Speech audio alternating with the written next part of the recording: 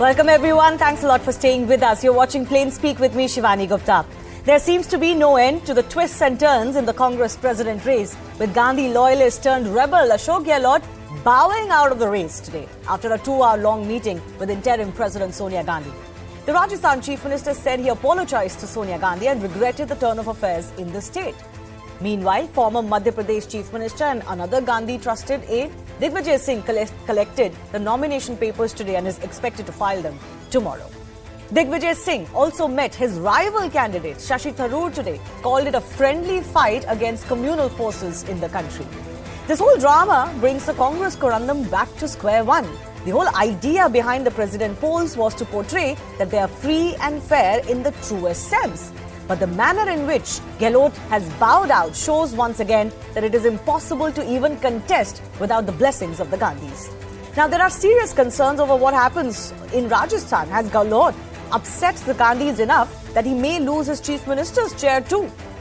The biggest question is, will there be any more surprises? And who is ahead as far as the Digvijay versus Tharoor contest is concerned now for Congress's top job? Here's one. हम लोगों का पूरा प्रयास रहा कि राहुल जी हमारे नए राष्ट्रीय अध्यक्ष बने। वो नहीं बनते हैं तो प्रियंका जी बने। लेकिन जब परिवार ने बिल्कुल तय कर लिया कि बिल्कुल हम किसी हालत में नहीं लड़ेंगे चुनाव, तो फिर फील्ड खुली है, जिसको लड़ना है लड़े। वो मैं जान सकता हूँ, क्योंकि पूरे देश में मैसेज चला गया जैसे मैं मुख्यमंत्री बना जाना चाहता हूँ, इसलिए सब कुछ हो रहा है। मैंने सोनिया जी से भी सॉरी फील किया है, माफी मांगी है, क्योंकि कल परसों की जो घटना हुई है और मेरी मॉरल रेस्पॉन्सिबिलिटी थी कि वो प्रस्ताव पार होता, तो मैंने तय किया है अब मैं इस माहौल के अंदर चुनाव नहीं लड़ूंगा।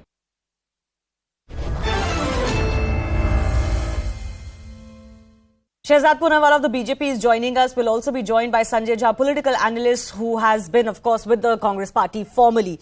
Shehzad, the BJP has been mounting a lot of critique on the Congress party. You have in the past, of course, as a member of the Congress party, said this. What do you make of the entire announcement by Mr. Gehlot today that he is no longer fighting these elections after meeting Sonia Gandhi? If I may, गुस्ताख के परिवार की एक ही सजा, गहलोत जी अध्यक्ष पद से जुदा. I mean, if you offend the first family, you are out of the race. And you remember 4-5 days ago when the Congress people were coming on your debates, I don't know why they are absent today.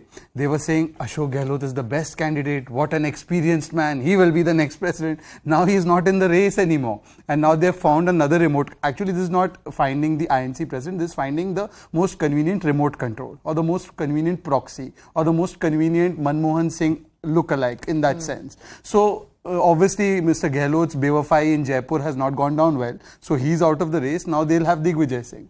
Digvijay Singh comes with the credibility of blaming 2611 on RSS and Hindus. He says Osama ji. He says Hafiz Saeed Saab. He has a long history of playing the vote bank card. So, perhaps now Congress can actually get into its real mode and blame everything on Hindu terror and saffron terror. I'll come to Digvijay Singh in just a bit and how Tharoor and Digvijay stack up. But on the issue of Gehlot, Sanjay Jha is with us. Sanjay, I hope you can hear me. The very idea, Sanjay, was to project these elections as a free and fair exercise. But everything that has transpired with Mr. Ashok Gehlot, first in Rajasthan and then, of course, him bowing out today after meeting Sonia Gandhi, gives entirely the opposite picture. This has done more damage, if anything. Well, Shivani, I do believe that Mr. Gehlot has committed a political suicide of sorts. The position of the Congress president comes with an immense responsibility. And given the fact that the party has gone through some terrible times, I think this would have given him a phenomenal, shall we say, opportunity to come and demonstrate his political capabilities. And I think by encouraging an internal revolt within the party in Rajasthan, I don't know who in the world was advising him, but he's actually damaged his own reputation almost irreparably. These are not things that any political party, even the BJP that would tolerate, Shehzad represents, will be cool with. Nobody will be cool with, a blatant, brazen expression of your lust for power. And I don't understand why Mr. Gehlot did that. Therefore, the Congress agreed to have one person, one post. How can you be the Congress president and a chief minister of a state. But Sanjay, I hope you would remember, I think we were discussing this when his name was doing the rounds, that I also feel that he also has a point. Why would he want to give up the chief minister's chair to be Congress president? And as everybody knows, he's not going to have a free run as a Congress president. Was it not unfair to disturb him in the first place and then to appoint Sachin Pilot in the manner that it was being attempted? Shivani, that is the interesting thing about politics, right? We all go by perceptions, and everybody said Mr. Gehlot is a wily character. He understands the ABCs and the nuts and bolts of politics. He knows the meats and potatoes of the business, but everyone is human. They make a mistake. And I'll tell you why Mr. Gehlot's made a mistake. He's been chief minister twice before. This is his third time. 4 years down, I can tell you the Congress is facing terrible headwinds in Rajasthan. If elections were held today, I'm predicting with almost 100% certitude the Congress will lose under Mr. Gehlot. And in fact, it would have been a smart move on his part to let Sachin take over. He gets 1 year. He doesn't come in like Charanjit Singh Channi and expect a magic wand to work. I know Sachin personally very well. He would have worked for 1 year to make the Congress come back. He's capable of doing that, by the way. And Mr. Gehlot would have had an opportunity to be the Congress president. Okay, but here's the catch. The MLAs are with Mr. Gehlot. The MLAs don't want Sachin Pilot. They see him as a rebel who tried to bring their government down. I mean, everybody looks bad here, Sanjay, because the Gandhis didn't calculate the fact that the MLAs are with Mr. Gehlot and not with Mr. Pilot, so they can't force this change. Pilot doesn't have the numbers to want to be the chief minister. Mr. Gehlot, obviously, as you said, has possibly committed political suicide because now there's a question mark. He doesn't become the Congress chief. He might still lose the chief minister's chair. Do you think that's still a possibility? Can the Gandhis still force that change? Because it looks like the message has gone down to the MLAs that don't try this again. And if you heard the MLAs, they did a dramatic U-turn. And they said whatever the Congress president decides, and the Congress president will either be, we'll see whoever becomes the Congress president. Effectively, let me tell you this, Shivani, I've been in politics long enough to tell you that MLAs, MPs, everyone goes to where the power is the magnet. The power is the glue. It's a power that basically makes people subscribe to whatever, are their personal dictates at the moment. And if tomorrow the Congress president sends out a message that we want Sachin Pilot to be the chief minister, then the MLAs will fall in line. Okay. Shehzad, even somebody like Sanjay Jha is saying that unless there is a power change in Rajasthan, the Congress is losing very badly. Your response on that? Do you think Sachin Pilot is that magic wand that could give competition to the BJP in Rajasthan? No, I've always been fond of the optimism that Sanjay Jha brings to the table, and I always say whether his status or whether is it his logic that's suspended. But anyways, that's another debate. Let me address a couple of points. First of all, look at the hypocrisy of who's guiding Ashok Gehlot on one person, one post. Rahul Gandhi, whose father did not have one person, one post, whose mother did not have one person, one post. She was the chairperson of the NAC and the Congress president, whose grandmother did not have one person, one post in Indira Gandhi, and whose great-grandfather also did not have one person, one post, is advising others of one person, one post. That is not brazen lust for power. What we should be focusing on is two things. One, the credibility of this so-called process which many in the ecosystem were trying to project upon everybody as some sort of an election. This is nothing but a fixed match. Even North Korea would be embarrassed to call this an election. First you have to go seek permission, then you're given permission, then you find out that the person who's been permitted is not very trustworthy, so you find another candidate. And Mr. Chidambaram has gone on record to say that whoever is the president, the preeminent positions of the Gandhis. Secondly, what is the credibility of this parivar? Whatever little credibility it had amongst the Darbaris is also evaporated. Well, we'll wait and see. We'll wait and see if they can, maybe handle the situation to get some of that lost ground back. But I just have to request both of you to stay with me. I'm shifting my attention also to another state, which is also equally important as far as this BJP Congress contest is concerned, and that's the Gujarat state. Remember, the Prime Minister is on a 2-day visit to his home state today to launch and to lay foundation of multiple infrastructure projects. These are visuals now coming in from Ahmedabad, where the Prime Minister is at the National Games opening ceremony. His first stop today, though, was Surat, where he held a 2.5-kilometer roadshow and launched projects worth 3,400 crore rupees, including the phase 1 of the Diamond Research and Mercantile or Dream City. His next stop was Bhavnagar, where the PM laid the foundation stone for the world's first CNG terminal and a brownfield port, besides other projects for Amreli and Botad district. These are the 36th National Games opening ceremony, which are happening and in Gujarat for the very first time. Even as we stay on those visuals, let me just quickly bring in our guest too. Now, here's the catch for the Congress party, Sanjay. You know, they've got to win elections, and everything that is going on with the Bharat Jodo Yatra, not even touching Gujarat, with what is happening in Rajasthan, one of the two states that they're actually in power in on their own. The problem that is emerging is that it doesn't look that the Congress is equipped to deal with the challenges ahead. You're talking about Rajasthan. What about Gujarat? Well, Shivani, let me tell you that the Congress has been out of power since 1995 in Gujarat, and that's absolutely unforgivable. It's unpardonable, unforgivable. You know, for any opposition party, if you're not able to reclaim your space within probably one or two election cycles, you have a serious fundamental problem. And I completely agree with you, and I've written a long piece on that, that if the Congress does not, beard the lion in their own den in Gujarat, they did well in the last election and they have imploded since. It actually will even puncture, the whole, traction that I think the Bharat Jodo Yatra is getting. Ultimately, in politics, you got to win elections to, propagate your ideology and motivate your cadres. And I do think, in complete agreement with you here, that Himachal, Gujarat cannot be ignored. Yeah. I mean, essentially in politics, you got to multitask all the time. You can't say that we're doing one thing and the other things have to be in cold storage. Yeah. So I do hope that the Congress is working on multiple fronts. The feedback I'm getting from the people I know is that it's a battle in Gujarat.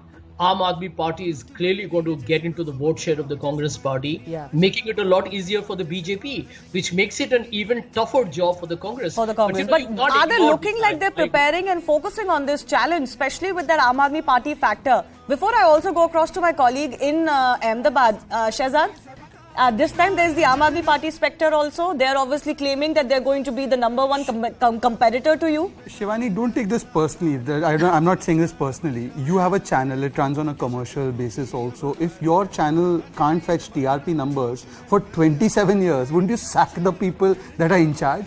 I mean, it's Thursday, so I'm bringing up this reference, but it is a personal analogy, but I'll let it go. But your show has great TRP. But having said that, imagine a situation out of these 27 years, 24 years, one family has been at the helm of Congress party in Delhi.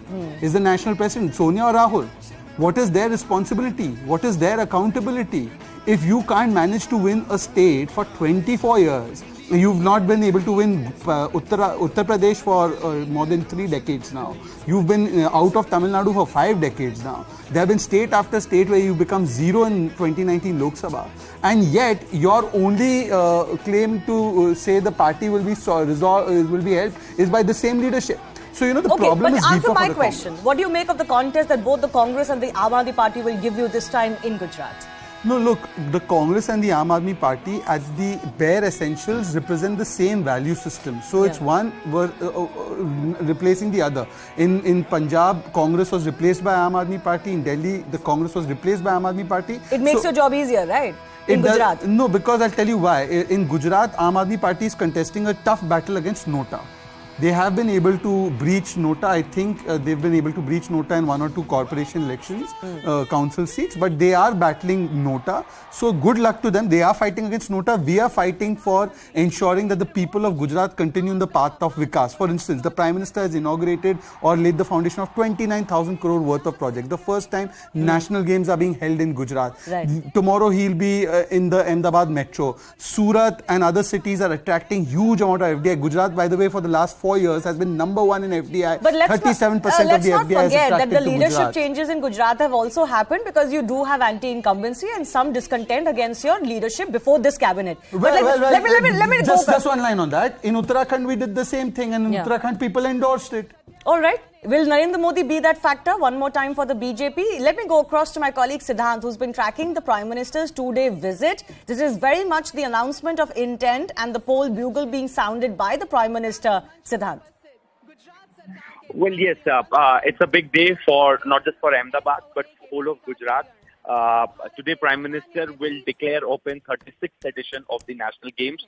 So more than 7,000 athletes will be taking part in National Games, and it is going to go for almost 16 days. Neeraj Chopra, PV Sindhu, all these athletes are going to be present today at the time of the inauguration, at the time of the declaration of the National Games Open. This will also be followed by games happening in several other districts of Gujarat, which include Surat, Bhavnagar, Ahmedabad, Gandhinagar, Rajkot, Vadodara. And so these are the arrangements that are being made for 36th edition of the National Games. This is the fourth event of Prime Minister in Gujarat. After this, Prime Minister is going to attend the Garba Dandiya celebrations in Ahmedabad. He is also going to offer puja to Ma Jagdamba.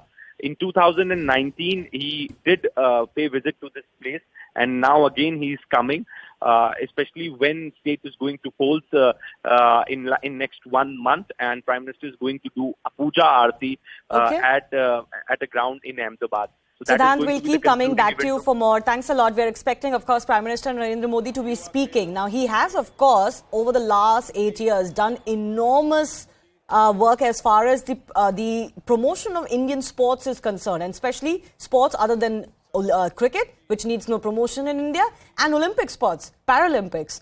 But on the question of Gujarat elections, I want to go across to Sanjay Jha one more time. Sanjay, where is that signal that the Congress, even the Aam Aadmi Party, can give any takkar to Narendra Modi and his connect in Gujarat? Where is that sign, if at all?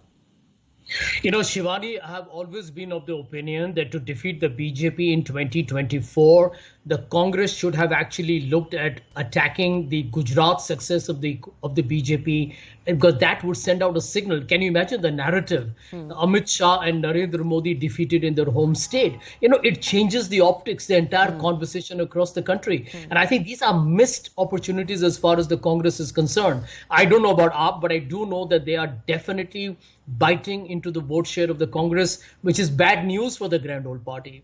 But the truth is, I agree with you that, you know, while the Bharat Jodo Yatra is a great initiative and I wish it outstanding success, it has to dovetail into the Gujarat election story and the Himachal story. You know, ultimately, everything in politics that you do must have some kind of a political consequence or an electoral gain. It can't be that you're doing something on an ideological plane, but it is so abstract that it is politically relevant. No, it has to have tangible deliverables, right? And you were telling me the other day that, you know, Rahul Gandhi is better suited to me being that face of the Yatra for the Congress party, take its message across, but possibly not as the organizational head. Now, here I come back to the Congress president post, Sanjay. Even the next president, one among Tharoor or Digvijay, if there are no more surprises, are they going to get the leeway to make the changes that the Congress party needs to make?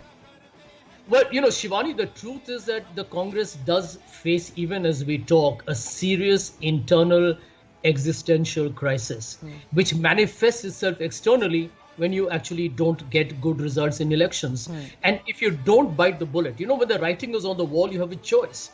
You can pretend not to see it and read it, or you actually look at it and say, let me take the bull by the horns. For the Congress, I think the time has come to ask itself one very seminal question. Am I here for the battle, or am I going to chicken out? But who's going to ask that question, Sanjay? There are some leaders, including the likes of Tharoor, who are obviously beginning to make those noises, but you know the treatment they're getting. Well, you know, I do believe that at the moment there seems to be that one positive churn that I do believe gives a degree of sanguine hope to the people, which is that there are elections happening. It's not the most perfect with the Gehlot affair in particular. But I think also the fact that at the end of the day, the Bharat Jodo Yatra is on its tracks, and hopefully it actually carries a greater momentum as it goes forward. The Congress needs to understand that in politics, you need to be building a narrative. You need to create the agenda. The one who creates the agenda wins the election. It's as simple as that. Yes. No, but on that, before I focus back onto the games, Shahzad made a very interesting point about, look at your presidential candidates right now, Sanjay. By you, of course, I mean the Congress party, even though you are slightly estranged right now, but your heart is still with the Congress. There's Digvijay Singh, who was releasing a book blaming the RSS of being behind the Mumbai attacks and propagating that theory. There's Mr. Shashi Tharoor, who's very suave and sophisticated, but coined the term of Hindu Pakistan for India. I mean, if you're going to have these faces, is the Congress not going to be digging its own grave? Let's be honest about it. Well, Shivani, I know both these gentlemen personally very well, so I'm not going to make any public statement that will make them feel at all uncomfortable. But the job is a tough job. You know, you're absolutely right. If you're the Congress president, it's going to be one of the toughest jobs in the world, because you're going to try and resurrect a party that frankly built a modern India, fought for India's freedom struggle, and is down on its knees as we talk. So therefore, I think there are many contradictions. I can tell you politicians across the board are, kind of celebrated for their bloopers and their bloomers. But I do feel at the end of the day, the Congress party has the capability, and I do hope that when the elections are over, and there could be a third candidate, by the way, there is a direction that is built by the leadership. Because I think in today's times, people want to see a leader who's articulate, who's out there in the public arena, who's giving interviews, who's engaging with various sections of people and building the story for the party. Okay. So I do hope one of these two gentlemen or a third person is able to make that good story happen. Yes, no, but Sanjay, the question I was asking was the image of both of these leaders. It could play into the hands of the BJP. Shehzad certainly seems so. The Congress today is reduced to a party that represents only one vote bank. There's the Gujarat, since you are on Gujarat, their Gujarat state president is on record to say that what Manmohan Singh had said, that the first right of resources belongs to one community, is absolutely correct. And there is no reason to believe that Rahul and Sonia think any different from what Digvijay has uttered. Because Rahul Gandhi had told the American diplomat once that Lashkar-e-Taiba is hardly dangerous, it is the Hindu groups that are more dangerous. These are statements made by Rahul Gandhi. In a speech on Mehengai, he went and said that Hindutva is like ISIS and Boko Haram killing minorities. Sonia Gandhi's government, or the government that she controlled via the remote control, said that Shri Ram doesn't exist. For 70 years, they blocked the Ram Mandir construction. They opposed the Ram Mandir Bhumi Pujan. All of this is not credit to Mr. Tharoor or Mr. Digvijay Singh. So I am just saying that what is inside will come out outside. The real face will now come out outside. You're going to use this ahead of the Gujarat and Himachal elections. No, we are of course going to... Regardless of which one of these gentlemen becomes the next president. You see, in a serious way, I want to say, this is the only presidency in any organization in the world which carries lesser power than a peon. Okay. The Congress presidency is the only presidency that, if it is not with a Vadra tag or a Nehru Vadra tag, it carries lesser power than a peon. Times change, Shehzad. There are times when the Congress was very powerful, BJP not so much. Times have reversed. Times could reverse again. But Sanjay, I have to slip into a very short break. I want to ask you very quickly, who do you think has the upper hand as far as this Tharoor versus Digvijay race is concerned? Very quickly, please. Well, Shivani, honestly, the speculation is that Mr. Digvijay Singh has the backing of the high command, in which case he will be the front runner. But I do feel that both of them are very good people, actually. I know both of them very well. You'd be surprised to know that Digvijay Singh and I started the Congress social media in 2013. And if I'm not mistaken, Shehzad was part of the team at that point of time. Shehzad? So, end of day, I think these are exciting times. And whoever comes up, I think the party definitely needs a non-Gandhi face. And hopefully, they will be more independent as well. Let's wait and see how that plays out, because that will have a major impact in Gujarat elections, where the Prime Minister is currently. Will the new party president become an asset, or could they turn out to be an Achilles heel too, given their backgrounds, is something that the BJP will look forward to utilizing. I have to slip into a very short break. Our guests will stay with us. On the other side, we will focus on the Gujarat elections, where the Prime Minister is, and also, of course, the National Games opening ceremony.